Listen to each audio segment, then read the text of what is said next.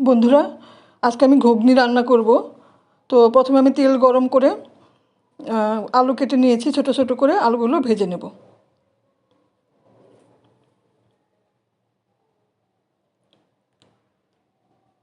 একটু ব্রাউন করে ভেজে নেব। এবার আমি দিয়ে দিব জিরে গুঁড়ো, ধনে গুঁড়ো আর হলুদ গুঁড়ো।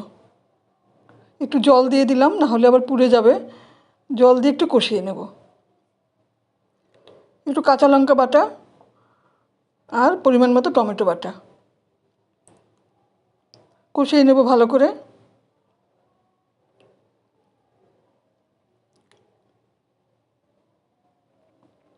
কষানো হয়ে গেছে। এবার আমি দিয়ে দিব চাট মশলা।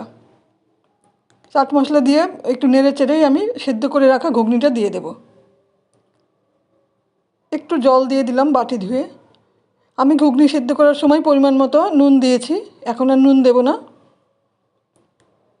আমি কিছুক্ষণ ঢাকা দিয়ে রান্না করব, তাহলে আলুটাও সেদ্ধ হয়ে যাবে আর ঘুগনিটাও রান্না হয়ে যাবে। আলু সেদ্ধ হয়ে গেছে, ঘুগনিও রান্না হয়ে গেছে।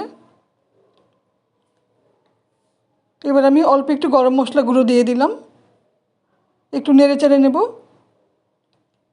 তারপর দিয়ে দেব ধনেপাতা কুচি। ব্যাস হয়ে গেল আমার ঘুগনি রান্না। রুটি দিয়ে খাওয়ার জন্য খুবই ভালো এটা। আমি কিছুক্ষণ গ্যাস অফ করে রেখে তারপর বেড়ে নিয়েছি।